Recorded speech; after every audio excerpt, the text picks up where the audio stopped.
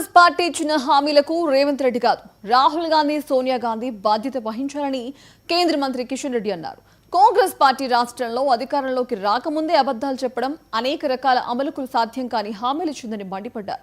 6 గ్యారంటీలు 420 హామీలతో ప్రజలను మోసం చేసి అధికారంలోకి వచ్చిందని అన్నారు. రాష్ట్రంలో నిరుద్యోగుల యువత కష్టాలను పట్టించుకోవడం లేదని కిషన్ రెడ్డి ఆరోపించారు.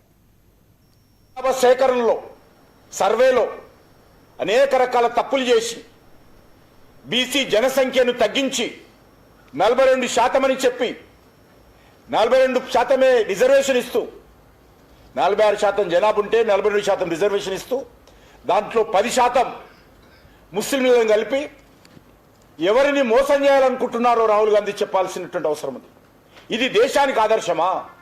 దేశంలో మీరందరూ కూడా మతపరమైన రిజర్వేషన్స్ పెట్టి దేశంలో మత కళాలు సృష్టించాలనుకుంటున్నారా? రాజకీయ అస్థిరత తేవాలనుకుంటున్నారా? రాహుల్ గాంధీ చెప్పాలి. తెలంగాణ దేశానికి మోడల్ అంటాడు ఆయన. దేంట్లో మోడల్ అడుగుతా ఉన్నాను.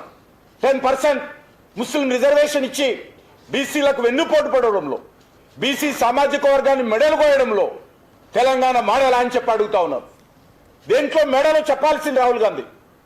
నేను ఒకటే అడుగుతా ఉన్నాను. జిహెచ్ఎంసీ ఎన్నికల్లో తాజా ఉదాహరణ ఇప్పుడు కూడా ఉన్నది. ఇప్పుడున్నటువంటి కార్పొరేటర్స్లో గత ఎన్నికల్లో 50 సీట్లు రిజర్వ్ చేస్తే ఆ 50 బీసీ సీట్లలో, బీసీ రిజర్వ్ సీట్లలో 31 మంది నాన్ బీసీలు గెలిచారు. రేవంత్ రెడ్డి, కేసీఆర్, రాహుల్ గాంధీ ఏమో పట్టుకొని ఈరోజు బీసీలకు చెప్తారో సవాల్ చేస్తా ఉన్నాను.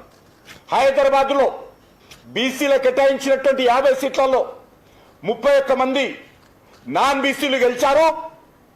దానికి జవాబు చెప్పాల్సిందిగా ఏ రకంగా బీసీలకు న్యాయం జరిగిందో, న్యాయం జరుగుతుందో ఈ యొక్క రిజర్వేషన్ కారణంగా రాహుల్ గాంధీ, రేవంత్ రెడ్డి, కేసీఆర్ జవాబు